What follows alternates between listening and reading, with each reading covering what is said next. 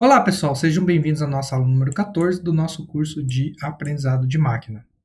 Nessa aula, nós vamos falar sobre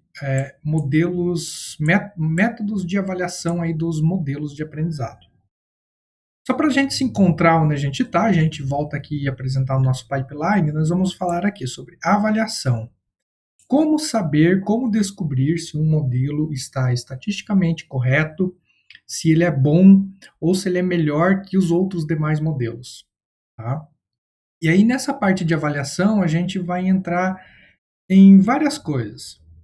Bom, as aulas passadas a gente já entrou aqui em otimização de parâmetros, né? Então, eu apresentei para vocês lá uma forma de se fazer é, o grid search, né? Então, você tinha uma forma de fazer a seleção de modelos. Então, você colocava o modelo, testava vários hiperparâmetros e depois você selecionava o melhor modelo, né? Então, nós vamos falar mais sobre isso. Vamos falar também sobre métricas, né, de avaliação cruzada, cross-validation, e vamos falar sobre métricas de performance. Tudo isso vai ser usado para quê? Para a gente conseguir fazer uma avaliação efetiva, uma avaliação justa de qual modelo é melhor, qual modelo é pior. Tá? Bom, a avaliação de modelos, eu acredito ser uma das partes mais importantes dentro do aprendizado de máquina, porque não basta você fazer um modelo inteligente, você tem que saber interpretar esse modelo inteligente e saber se ele realmente está te dando o que você espera. Né? Por exemplo, você poderia dizer que 50% de acerto é um ótimo acerto. Mas se for uma classificação binária, 50% de acerto é simplesmente uma classificação aleatória. Né? Então, fazer a avaliação do modelo, ela depende um pouquinho da regra do negócio também, mas ela depende de várias outras ferramentas e conceitos. Né? Então, alguns conceitos básicos que a gente vai ver nessa aula, que os conceitos de overfitting, underfitting, bias e variância, até já comentei um pouquinho sobre isso nas aulas de árvores. A gente vai ver aqui os métodos de avaliação cruzada, intervalos de confiança, a gente tem que saber calcular os intervalos de confiança. Tá? E aí, aliás, aqui o método holdout, né? Depois a gente vai ter os métodos de reamostragem, os métodos de avaliação cruzada, que são formas de a gente submeter o nosso modelo a um estresse estatístico para saber se ele é um modelo confiável. Tá?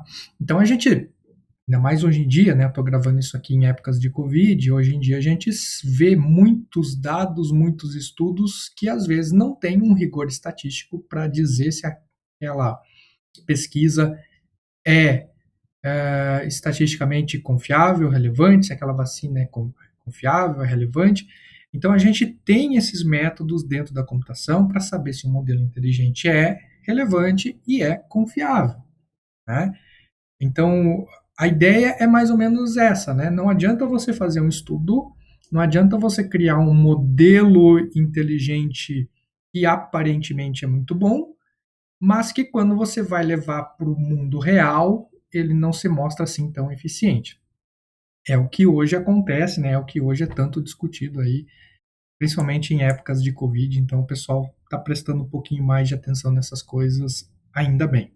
Né? E junto disso tudo vem os testes estatísticos, junto disso tudo vem as métricas de avaliação, que aí, obviamente, vão depender muito do problema. Então, tem bastante coisa aqui a ser estudada. Não é um tópico tão simples, embora pareça, eu acho que é um dos tópicos mais complexos que tem dentro de aprendizado de máquina. Ok? Bom, vamos começar falando sobre overfitting e underfitting. Isso aqui eu já comentei um pouquinho nas aulas passadas, mas vou comentar de novo para fazer uma lembrança aqui, né? Fazer uma recapitulação. Então, o que a gente quer? Né? O que a gente quer dentro de aprendizado de máquina? A gente quer um modelo que generaliza. Né? Então, o que é generalizar? É um modelo que generaliza bem, né, no caso. É um modelo que consegue prever bem quando apresentado, quando é submetidos a dados antes nunca vistos. Se a gente for fazer um paralelo com as vacinas, o que é uma vacina boa? Uma vacina boa é aquela que protege, não só durante o período de teste, né? Porque a vacina ela tem um período de teste, onde você vai vacinar as pessoas, e depois vai ver se elas pegaram ou não pegaram Covid. Então, esse é o período de teste. Mas eu quero que esse período de teste seja, que os resultados desse período de teste sejam reais, né? Ou seja, quando eu começar a vacinar a população em massa, eu quero que os mesmos 90% de eficácia da vacina lá na nossa querida etapa 3 lá da vacinação, né, no nosso estudo da etapa número 3 dos testes da vacina, se repitam no mundo real, né? E é exatamente a mesma coisa que eu quero aqui com os modelos de aprendizado, tá? Então, eu vou fazer todo o treinamento do meu modelo, que em teoria vai funcionar muito bem, mas eu quero que ele funcione também muito bem quando submetido a dados antes não vistos, tá? Então, a vacina funciona muito bem em laboratório, mas eu quero que ela funcione muito bem quando aplicada a pessoas reais, quando aplicada à população em geral. Então, isso é muito importante, porque se isso não. E eu tenho que ter formas de, estatisticamente, prever essa generalização. Esses números que eu consegui na etapa número 3 da vacina, na etapa de teste número 3, são confiáveis? O quão confiáveis são esses números da etapa número 3 das vacinas? A mesma coisa se aplica aqui à avaliação dos modelos inteligentes. Esse treinamento que eu realizei é confiável? O quão confiável ele é? Né? Quando eu for ver lá em dados, quando eu for pegar esse modelo inteligente e aplicar no mundo real, eu espero os mesmos 90% de acerto? Ou eu espero um pouquinho menos? Eu posso aceitar um pouquinho menos? Né? O que não pode acontecer de jeito nenhum é eu ter 90% de acerto no treino e quando colocar para funcionar, eu simplesmente aquilo não funcionar, eu ter 20% de acerto. Isso não pode acontecer em hipótese nenhuma. E para garantir que isso não aconteça, a gente tem métodos. Métodos de avaliação, justamente como eu falei, para que a gente consiga entregar um método inteligente bom, mas também confiável, ou seja, que ele vai funcionar tão bom quanto ou muito próximo em dados não vistos ao que ele apresentou nos dados de treino. Tá? Então a gente espera aqui uma alta acurácia, né, ou uma alta generalização de acurácia ou um baixo erro. É isso que a gente espera do nosso modelo. Bom, para isso a gente assume algumas coisas. Primeiro, algumas coisas a gente vai assumir para fazer esses estudos aqui durante as próximas aulas. Primeiro, que as amostras de treino e de teste, elas são independentes, ou seja, uma não influencia a outra, né? E identicamente distribuídas. Ou seja, eu amostrei as amostras de treino e de teste sobre uma mesma população. Né? Não adianta, por exemplo, aquilo que a gente discutia lá no começo das aulas. Eu quero fazer um classificador de homem e mulher. E aí eu vou treinar com homens e mulheres brancos e depois eu vou tentar testar isso em homens e mulheres negros? Não, porque eu estou fazendo amostragens de populações diferentes, né? Então, se eu treinar com homens e mulheres brancos, a distribuição de probabilidade do formato de rosto, de olho, de nariz, etc., é uma, né? E agora, se eu fizer a base de dados de teste apenas em homens, em uma população negra, eu vou ter uma distribuição de probabilidade aí de cor dos olhos, nariz, pele, etc., que é outra, né? Então, eu não posso, em hipótese nenhuma, construir as bases de treino e de teste em populações diferentes. Não posso. Eu tenho que amostrar as populações de treino de teste sempre da mesma distribuição, ou seja, sempre da mesma população, ok? Então, se eu fosse fazer um classificador de rostos, por exemplo, né, um identificador de faces, eu tenho que, obrigatoriamente, incluir brancos, negros, latinos, japoneses, seja lá qual for porque tem uma diferença, né, entre essas populações de formato de rosto padrão, assim. Então eu tenho que incluir essas pessoas, né? Se eu não incluir, se eu incluir só as pessoas brancas, então eu vou ter um identificador de face que funciona apenas para pessoas brancas, certo? Então tem um problema aí. Isso nem sempre é possível de fazer de forma tão justa e às vezes custa caro, inclusive, né? Ah, bom, o que, que eu espero? Eu espero que um modelo que não esteja fitado, ou seja, um modelo não treinado, ele tenha um erro aproximadamente similar com o erro de teste. Ah, ou seja, se eu pegar um modelo qualquer, não treinei, simplesmente joguei valores aleatórios. Vamos pegar o Naive Bayes, né? Naive Bayes, como a gente já viu, para você treinar o Naive Bayes, você tem que estimar média de desvio de cada feature. Não treinar significa que eu vou jogar um número randômico lá para média de desvio, ok?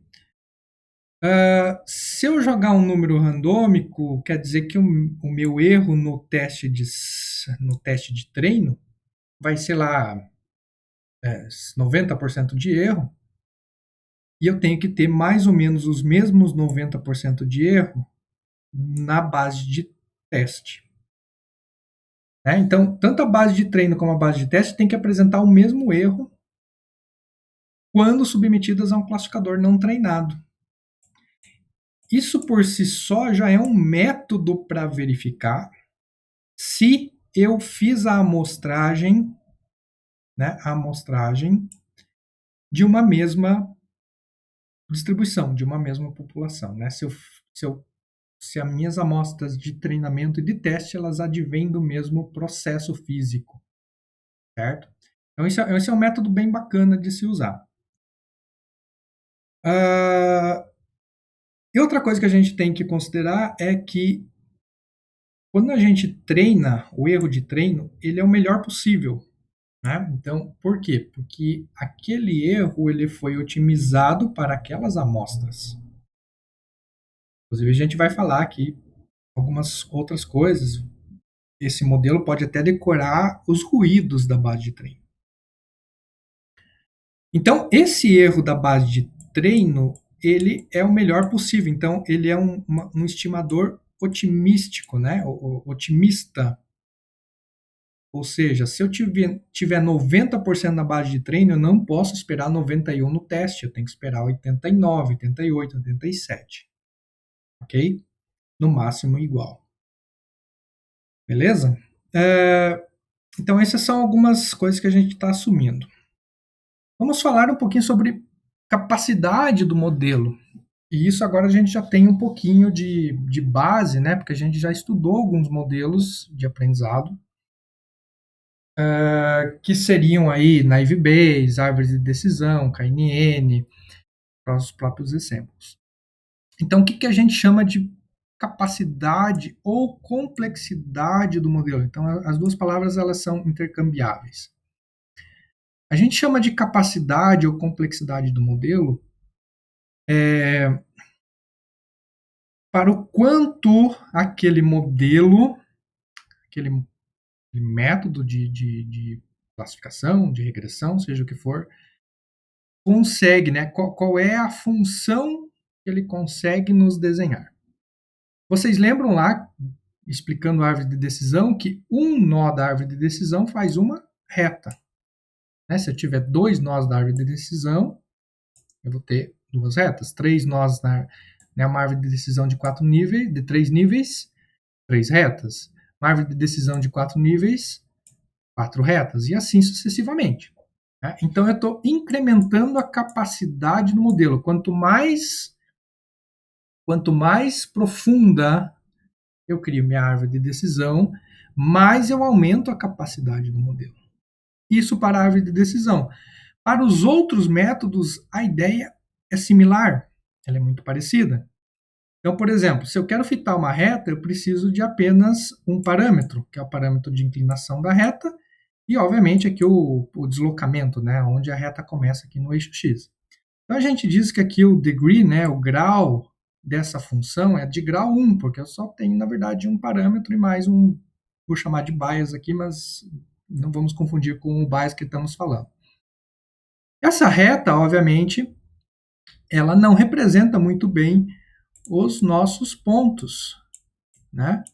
Por quê? Porque se eu der o valor aqui, ela vai prever muito fora, né? Aqui seria o valor real, aqui seria o nosso modelo de predição.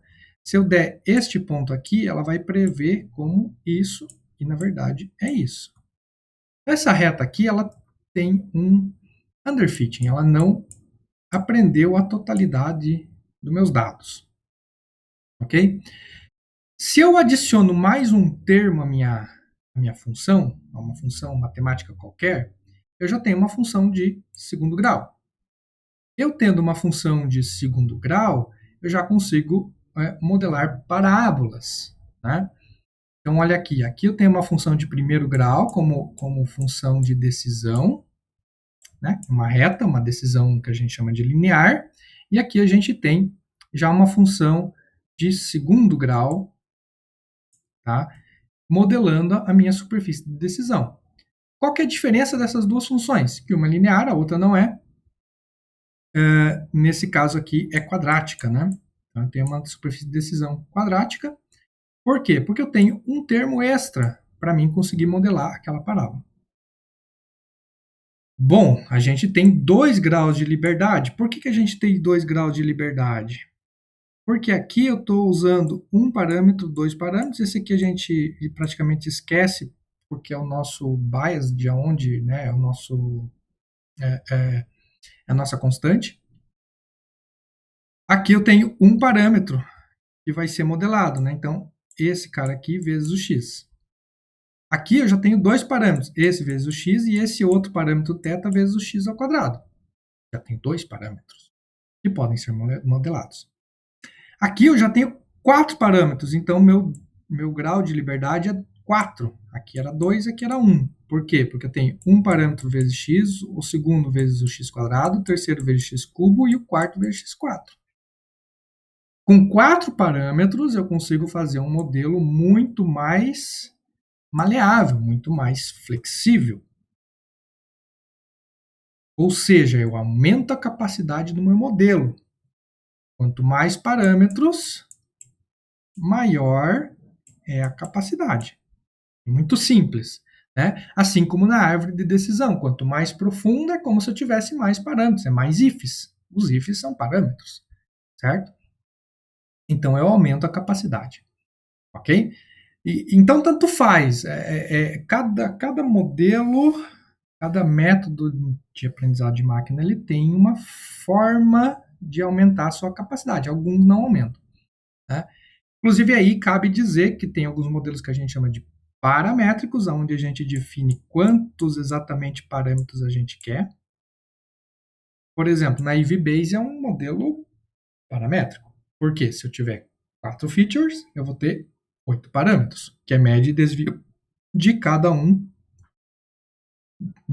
das features. Isso para o Naive Base. Né? Já a árvore de decisão é um modelo não paramétrico. Por quê? Porque quando eu setar a profundidade da árvore, eu posso ter apenas um parâmetro, apenas um if, se a árvore for rasa, né, um stump. Ou eu posso ter vários ifs, se a árvore for profunda. Então, a árvore de decisão é um método onde eu não consigo necessariamente controlar a quantidade de parâmetros. Se eu não controlo a quantidade de parâmetros, ele é um método não paramétrico. Ok? Isso tudo influi aí na ideia de capacidade do modelo. Ok? Então, paramétrico, eu consigo definir a quantidade de parâmetros, mas mesmo assim eu posso jogar que é 1 bilhão de parâmetros e ele ser um modelo com altíssima capacidade. É o que acontece normalmente dentro dos modelos de Deep Learning. Ok? Então, o que a gente tem a dizer? Essa figura aqui, ela traduz muito bem. Achei essa figura, não é minha, obviamente, né? Mas ela traduz muito bem o que está acontecendo, certo? A parte de cima aqui é na base de treinamento, ó. Então, sempre treinamento. Deixa eu até pegar outra corzinha aqui. Então, sempre treinamento, treinamento, treinamento. Então, a gente tem aqui uma decisão, é a mesma base de dados, né? Os mesmos pontos, com uma superfície de decisão linear, quadrática e polinomial. Pois bem, com a superfície de decisão linear, eu tenho que a minha acurácia é de 77. Obviamente, se eu mudo, se eu aumento a capacidade do meu modelo, saio do linear e vou para o quadrático, a minha acurácia na base de dados de treino sobe para 92. Se eu aumento a capacidade e transformo esse modelo de quadrático para polinomial, eu chego a conseguir 100% de acerto. Então, à medida que eu aumento a capacidade do modelo, eu posso conseguir esse tipo de efeito na base de treino. Mas olha o que acontece quando eu aumento a capacidade. Eu aumento a taxa de acerto na base de treino, mas e no teste? Lembrem, o que a gente quer é uma boa generalização nos dados não vistos. E a base de dados de teste é o que a gente consegue simular para saber quanto que a gente vai conseguir nos dados não vistos. A gente imagina que o teste é não visto. Então, com a superfície de decisão linear, a gente consegue 76. Quadrática, 88. Aumentou, beleza. Então, aumentei a capacidade do modelo, aumentei a minha acurácia. Ótimo. Mas, quando eu aumento mais ainda a capacidade do modelo, ou seja, um modelo aí polinomial de sei lá quantos graus de liberdade, eu diminuo para 78%. Então, de 87, ele, em vez de aumentei a capacidade do modelo, em vez de ele aumentar a acurácia, ele diminui. Isso é o que a gente chama de overfitting. Por quê? Porque, na verdade, esse modelo aqui, tá, ele... Deixa eu pegar uma cor mais bonita. Verde já está lá, vermelho já está lá.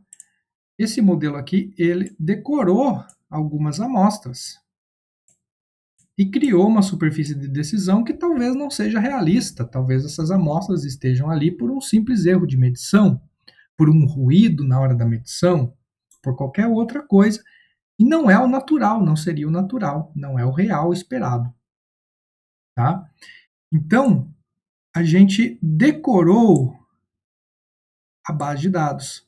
Quando a gente decora a base de dados, a tendência é que, quando apresentado a novos pontos, esses novos pontos que caíssem aqui, eles têm uma tendência muito maior de serem azuis do que vermelhos aqui. Eu modelei como vermelho, eu classificaria esses dois pontos aqui como vermelhos, mas na verdade eles são azuis porque, obviamente, eles estão muito mais próximos do azul. Ok? Enquanto que esse aqui é um bom trade-off. Eu erro algumas coisas?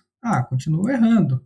Mas esse ponto aqui, por exemplo, esse ponto aqui, pelo fato dele estar rodeado de azuis, ele é muito mais provável de ser um azul. Ele só está ali, talvez, por um erro de medição, por um ruído que foi inserido na hora da medição.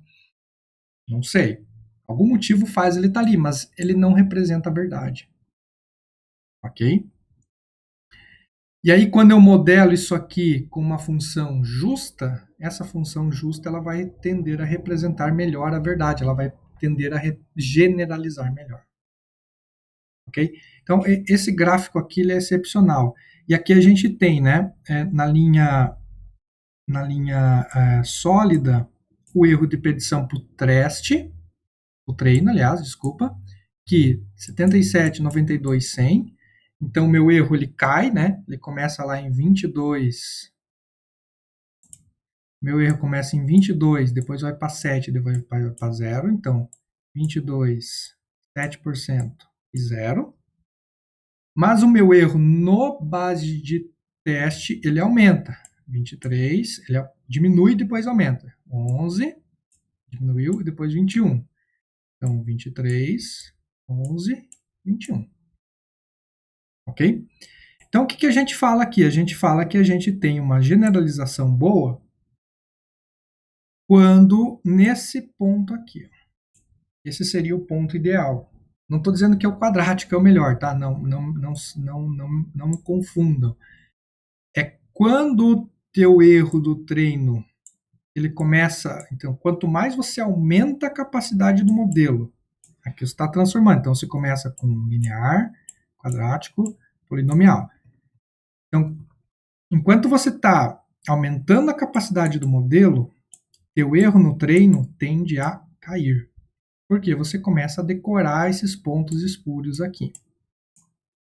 Mas o teu erro no teste começa a subir, justamente porque esses pontos espúrios aqui, eles não são devidos, não são pontos reais.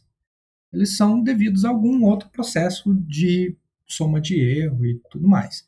Né? Então você acaba decorando o ruído. Né? O teu modelo ele é tão capaz, ele é tão forte que você acaba decorando o ruído da tua base de dados e não generaliza bem. A ideia não é decorar o ruído. Então, se você aumenta muito a capacidade, você decora o ruído. Não é o que a gente quer. A gente quer algo que generaliza o comportamento geral e não modele o ruído. Ok? E aí a gente tem, aumenta a capacidade e vai verificando. Então, você aumenta a capacidade e vai verificando o erro no treino e vai verificando o erro no teste. Quando você perceber que o erro do teste começou a aumentar, é porque você tem um início de overfitting, né? Então, quando esse gap, né, quando esse intervalo aqui entre treino e teste, o erro do treino e teste começa a aumentar, é porque provavelmente você começou a colocar um modelo com uma capacidade muito maior do que o necessário, e essa capacidade muito maior está, na verdade, decorando os ruídos do que generalizando. Beleza? Como que tenha ficado claro. Aqui tem mais um exemplo, né? Então, a gente tem aqui underfitting, o certo e o overfitting. Então, aqui é um exemplo, por exemplo, em classificação, a gente pode ter um classificador linear, quadrático, polinomial, e o polinomial pode vir com vários polinômios, pode ser de 3, de 4, de 5, de 1000, de 1 bilhão, sem problemas. Então, aqui a gente diz que a gente tem um underfitting quando a gente tem um alto erro na base de treino. Então, a gente tem um alto erro na base de treino. Então, você está treinando, o treino aqui está em azulzinho, né? Então, você tem um alto erro na base de treino, você tem um underfitting, ou seja, eu não aprendi o comportamento dos meus dados. E realmente, esse modelo linear aqui, ele não aprendeu o comportamento dos dados, porque o comportamento dos dados é claramente algo assim. Né? Porque isso aqui está tudo azul aqui do lado. Então, ele modelou mal o comportamento dos dados, então eu tenho um alto erro, né? Ou um baixo acerto, ou seja, eu tenho um underfitting. Outra pista que eu tenho underfitting é que o erro do treino é próximo ao erro do teste. Ok? Então, tanto na base de treino como na base de teste, os erros são próximos. E uma outra pista que eu tenho underfit é que eu tenho um auto bias, e aí a gente vai comentar melhor do que seria esse bias para frente. Ok. Quando a gente tem um modelo correto, a gente espera que o erro de treino é um pouquinho menor do que o erro de teste. Então, o erro de teste está lá em 10%, o erro do treino vai ter 8%. Ou seja, no treino você sempre acerta um pouquinho mais. Então a gente tem essa situação aqui. A gente tem que o modelo ele é ok. Ele modela o comportamento dos meus dados. Se a gente for ver, né, então estou aumentando aqui a capacidade do modelo. Nesse caso aqui é redes neurais, mas, enfim, a ideia é mais ou menos a mesma. Quanto mais aumento a capacidade do modelo, mais o erro de treino cai e o erro de teste, no caso aqui validação, vai cair também. Tá? Mas normalmente as duas coisas ficam próximas aqui, né?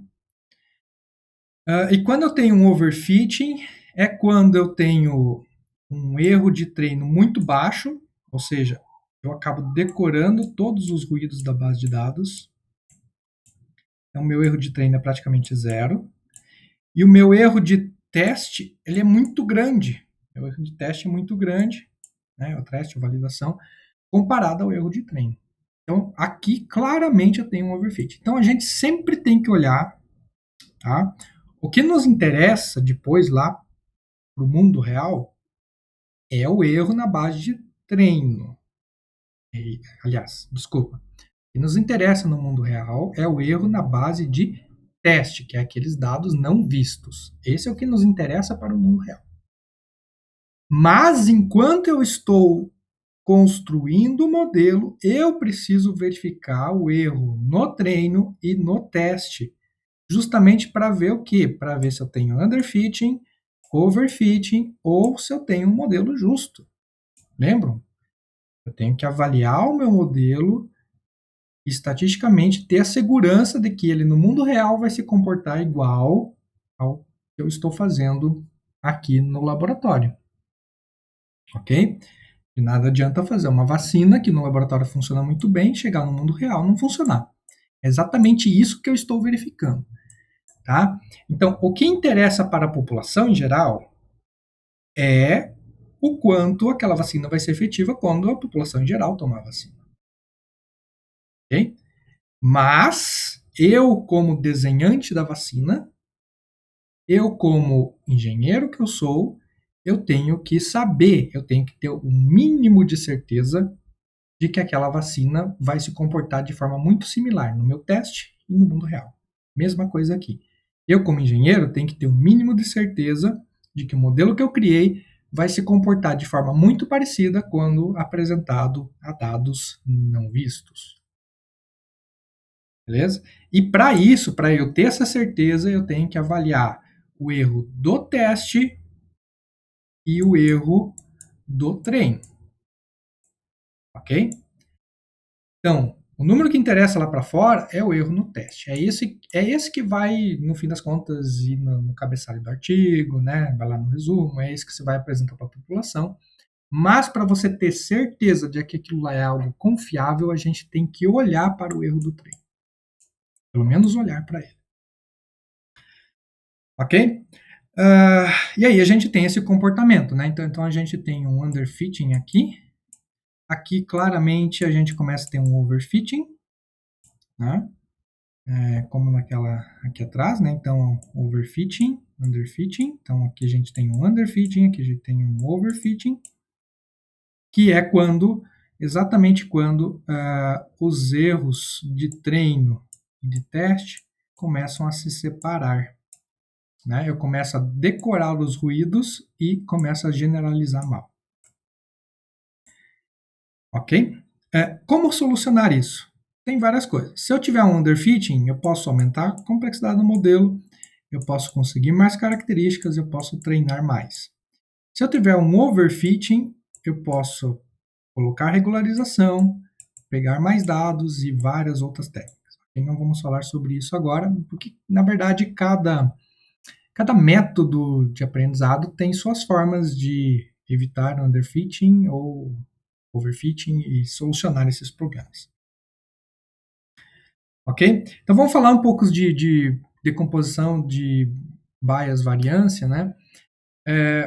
Esse erro que a gente apresenta, né, aquele erro que a gente mede para saber se tem overfitting ou underfitting, ele pode ser decomposto em dois sub-erros, que é o bias e a variância. E esses dois sub-erros, eles nos ajudam. Então, em vez de olhar só para o erro, que erro de treino, erro de teste, eu posso olhar para o erro de bias e de variância. Ou seja, eu posso decompor este erro em bias e variância. E aí eu consigo entender melhor o porquê que eu estou tendo underfitting, porquê que eu estou tendo overfitting. Ok? uma das coisas que a ideia do bias variância vai ajudar é entender melhor o porquê que aqueles modelos baseados em ensembles, né, de comitê de máquinas, funcionam bem, que é para quem não viu algumas aulas atrás. Bom, fazendo uma recapitulação, porque isso aqui eu já apresentei ali dentro dos slides quando estava apresentando árvores de decisão, ou ensembles, na verdade. Então, o que a gente tem? O nosso erro, na verdade, ele é composto por três coisas: bias, a variância e o ruído. Por enquanto, vamos esquecer o ruído. Tá? O ruído, na verdade, é algo que você não pode controlar. Eu estou colocando um sensor. Esse sensor, ele naturalmente pode capturar um ruído que não é do fenômeno físico em si. Ele é um ruído pelo próprio ruído, né? Se for um sensor elétrico, tem as variações de eletricidade e tudo mais. Mas, enfim. Então, vamos ignorar o ruído. Vamos trabalhar só com o bias, a variância. Então, quando eu tenho low bias, significa que eu tenho um modelo acurado, um modelo que, independentemente da base de dados, eu acerto 100%. A gente pode imaginar esse alvo aqui como sendo 100, 90, 80, 70. Certo? Então, independentemente da base de dados, eu vou usar uma subamostragem. Lembra daquela história de subamostragem? Né? Então, eu vou pegar esta base de dados. Vou pegar 90% da base de dados, treino o modelo 99,9%. Treino outro modelo 99,2%. Treino outro modelo 98,3%. Treino outro modelo 99,4%. Tá? Por quê? A cada modelo que eu treino, eu tenho variações. Eu posso variar, lembro da aula de assembles, eu posso variar a base, as amostras, ou eu posso variar até os hiperparâmetros. Né? Se eu fizer uma alteraçãozinha de hiperparâmetro lá no KNN, em vez de ele dar 98%, ele vai dar 97%. Certo? Mas perceba, de 98 para 97 para 99, eu tenho, todos eles são acurados, ou seja, eu tenho um low bias. O que eu esperava? Eu esperava 100. E eu tenho 99,8, então eles são acurados, eles são bons modelos. E a gente diz que também que eu tenho uma baixa variância porque eles variaram aqui em torno de 99%. 98, 99, 98,7, 99,3 e assim sucessivamente. Eu tenho uma variação baixa. Aqui eu tenho um bias baixo também. Por quê? Porque eu ainda assim fiquei muito próximo do 100%. Treinei um KNN com K igual a 3, deu 98. Treinei um KNN com K igual a 2, deu 97. Treinei um KNN com K igual a 5, deu 96. Treinei um KNN com K igual a 4, deu 93. Então, apesar de eu usar diferentes modelos, todos os modelos, essa variação de resultados foi maior, foi 94, 96, 99, 98. Então, eu tenho uma variância alta, ok? Mas o meu bias continua baixo, porque o meu erro ainda está baixo, né? O erro médio aí vai estar em torno de 95, vamos supor. Eu tenho um erro, eu tenho um modelo ainda bastante acurado. Já aqui eu não tenho modelo acurado, porque o KNN com K igual a 1 deu 30%. Aliás, deu 60%. KNN com K igual a 3 deu 80%. KNN com K igual a 4 deu 65%. KNN com K igual a 5 deu 72%. Então, esses modelos, certo? Esses modelos aqui, eles têm uma acurácia baixa, porque na média aqui eles ficaram com 70%. Ok? Quando eu falo KNN, eu estou pensando em modelos diferentes, né? Mas lembra, modelos diferentes não é só mudando de hiperparâmetro. Eu posso simplesmente usar o mesmo modelo e simplesmente variar os dados, né? Então, eu usei um subconjunto do dado, deu isso. Um outro subconjunto deu isso. Um outro subconjunto deu isso. Ok? Beleza. E aí eu posso ter, obviamente, algo muito preciso, onde todos os KNNs testados foram testados com, sei lá, com K igual a 3, Mas obviamente eu variei as amostras e todos eles ficaram em torno de 70%. Então eu tenho uma baixa variância, mas eu tenho também um bias alto, né, porque eu não tenho um modelo acurado. Né? Aqui eu tinha 90%, aqui eu tenho 70%. Okay? Então, essa é a brincadeira. Para a gente entender um pouquinho melhor, imagine que eu tenho uma função, essa é a minha função real, ok? Essa é a função que eu conheço, que eu sei que o comportamento dela vai ser dessa forma. Dessa função, eu vou fazer a amostragem. Então, vamos imaginar que essa função aqui seja um fenômeno elétrico qualquer. Vou fazer uma amostragem, vou colocar um sensor lá para medir esse fenômeno elétrico. Esse sensor vai me medir esses pontos de amostra aqui. Certo? Ah, professor, mas por que o medido aqui não é exatamente em cima da linha? Porque, obviamente, se o fenômeno tem este comportamento, por que eu medi e deu esses pontos? Porque eu tenho ruído. Né? Lembrando, quando eu coloco um sensor em alguma coisa, eu meço, além do fenômeno físico, eu meço os ruídos. Sei lá, pode ser que eu tenha um celular ligado do lado e a radiação daquele celular gerou ruído no meu sensor. E esse ruído fica presente aqui. Ok? Então, a linha laranja aqui é o fenômeno físico conhecido, fenômeno físico real, comportamento dele conhecido, e as linhas azuis são o que eu medi, né? E aí, obviamente, já tem algum ruído aí que pode ser, que na hora dessa medição pode aparecer.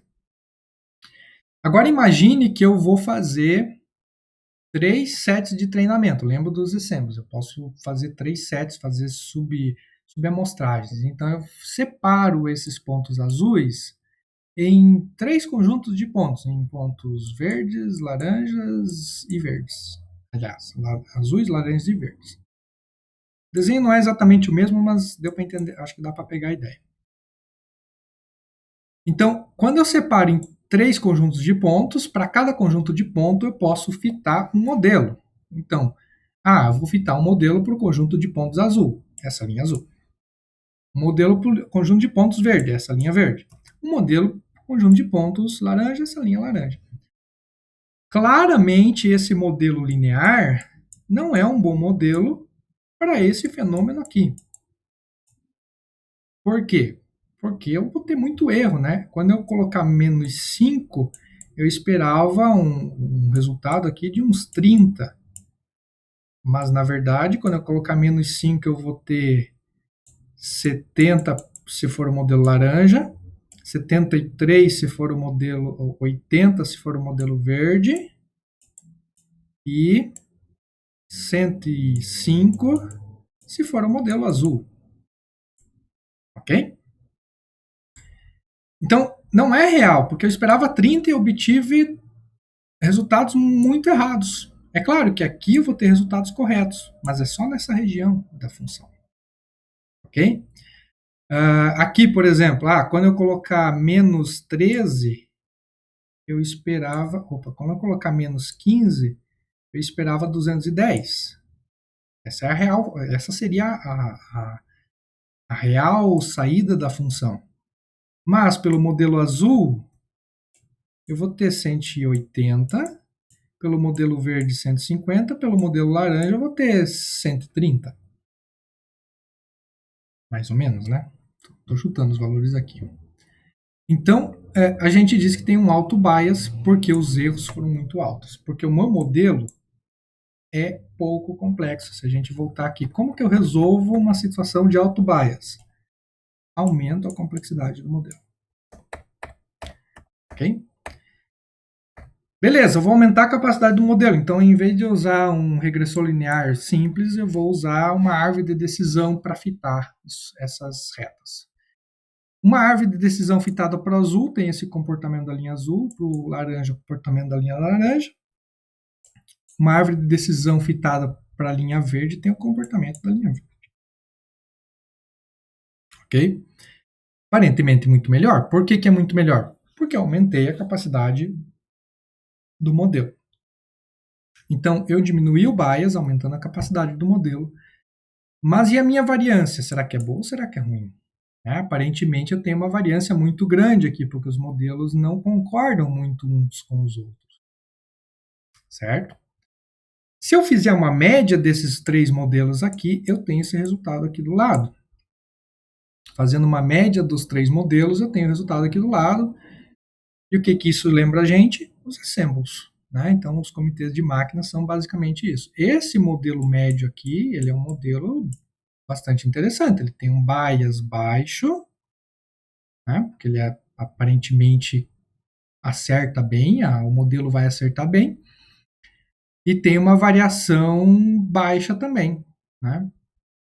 Que aparentemente está bem, tá bem aproximado da função real. Ok? Então, por isso que a gente diz que os métodos assembles, eles diminuem o bias, diminuem a variância, claro. Lembrando que para a gente construir um assemble adequado, nós temos que ter modelos distintos, né, que discordem um pouco. Enfim. Bom, só para a gente fazer uma introdução a algumas terminologias, então a gente tem um estimador θ aqui, né, que a gente quer para isso aqui tem que ser igual, ou idealmente teria que ser igual a isso aqui, né, que são os parâmetros reais. Então, o que é o bias? Né? O bias, na verdade, é a diferença entre os parâmetros estimados e o real. Ok? No real, obviamente, a gente espera 100% de acerto, isso se for classificação. Depois a gente vai abrir para classificação e regressão. Esse E aqui na frente, para quem nunca viu, ele vem da estatística, de expectation, né, de expectativa. Qual é a expectativa? A expectativa, na verdade, é como se fosse a média, né? Como eu vou fazer vários modelos, isso aqui vai ser a média dos modelos, né? Ou acerto médio, né? Dentre as várias amostras que a gente tem submetidas àquele modelo, qual foi o acerto médio? Ou dentre os vários modelos que a gente tem, para esse modelo que a gente tem, se treinado em cima de várias bases de dados. Lembrando, a ideia é sempre treinar em cima de várias bases de dados, o mesmo modelo em cima de bases de dados teoricamente diferentes. Então, se eu pegar aquele modelo e treinar em bases de dados diferentes, eu tenho uma média de acerto. Então, esse expectation aqui, na verdade, é média, né? Expectativa. Porque você faz um teste em uma base, faz uma subamostragem, faz o teste em outra base, faz uma subamostragem, faz um teste em outra base, tira a média disso tudo. Então, a média desse cara menos a tua expectativa real, né, teus modelos, teus parâmetros reais, é o que a gente chama aqui de bias. Né? E, de igual forma, a variância do modelo ele é dado por uma equação muito parecida com a equação da variância estatística, né?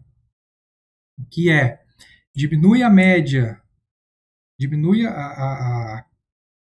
aquele parâmetro em específico da média, eleva ao quadrado aquele erro, né? Então, ponto menos média eleva ao quadrado, depois faz a média desses erros. Né? Então, essa expectation tem uma ideia de média, para quem nunca viu expectation da estatística, né? Ele tem uma ideia de média, mas no mundo contínuo, no caso. Né? Então, a variância, o cálculo da variância aqui é exatamente o mesmo do cálculo da variância normal, né? Só que aqui a gente está fazendo uma variância entre modelos. Então, eu tenho a média dos modelos deu 90%. Mas o primeiro modelo deu 85%. Então, aqui dá 5 de diferença, eleva ao quadrado, obviamente. A média dos modelos deu 90% e o segundo modelo deu 92%. Então, aqui é 2 de diferença. A média dos modelos deu 90%, sempre, a média sempre vai ser a mesma, né? E o terceiro modelo deu 91. Então, aqui é 1. Né? Eleva esses erros ao quadrado, faz média de novo. aí a gente tem a variância desses modelos, ok? A intuição é bastante fácil, essa figurinha é genial, né? Então, se eu tiver alguém atirando uma flecha, tentando acertar um alvo, esse é o alvo, né? Eu quero acertar esse alvo. Se eu sempre acertar aquele alvo, eu tenho um bias baixo, né? Porque eu estou sempre acertando o alvo. Agora, se eu erro o alvo, então a quantidade de erro do meu alvo é o que a gente chama de bias, né?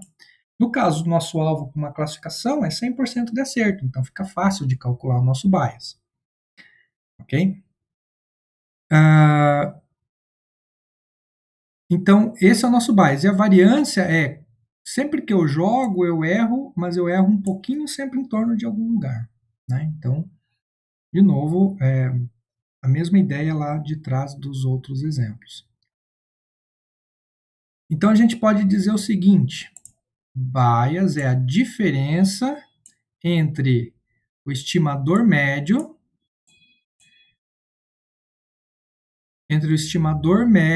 e as amostras de treino, né? Então, entre os valores reais aí, desculpa, bias é a diferença entre um estimador médio para diferentes amostras, diferentes bases de dados, e o valor real esperado. Né? Já a variância, ela provê uma estimação de quanto isso varia, né? De quanto será essa variação quando eu variar a minha base de dados. Okay? Bom, para finalizar, só foi comentado aqui sobre bias e variância, mas a gente tem que dizer que a gente ainda tem o ruído, né, dentro das nossas amostras. Então, de novo, né, quando a gente aumenta a capacidade do modelo, a gente pode sair de um underfitting e chegar num overfitting. Então, tem alguma coisa aqui no meio que é o ideal, que não é nem underfitado nem overfitado.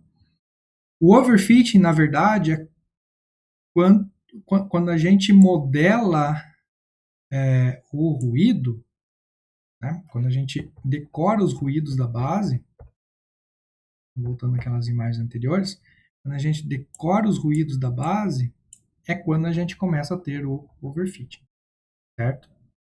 Então, e a decoração, como você vai testar esses modelos em diferentes bases de dados, diferentes realizações da base de dados, então você pode ter uma determinada variância, né? Então, nessa base de dados eu decorei este ruído, nessa outra base de dados eu decoro outro ruído, portanto, a minha taxa de acerto ela vai variar bastante. Já o meu bias é equivalente à quantidade de dados que eu não consigo modelar, né? Obviamente, se eu não consigo generalizar para aqueles determinados exemplos, então o meu bias aumenta bastante. Isso está exemplificado, por exemplo, nesta figura aqui, né? Aqui eu não consegui modelar adequadamente todos os dados. Esses dados aqui, ó, não estão modelados adequadamente. Ok? Então, a gente tem aí um pouquinho mais complexo essa ideia de bias variância, mas nas próximas aulas a gente talvez abra um pouquinho mais. Ok? Por enquanto, muito obrigado e até a próxima.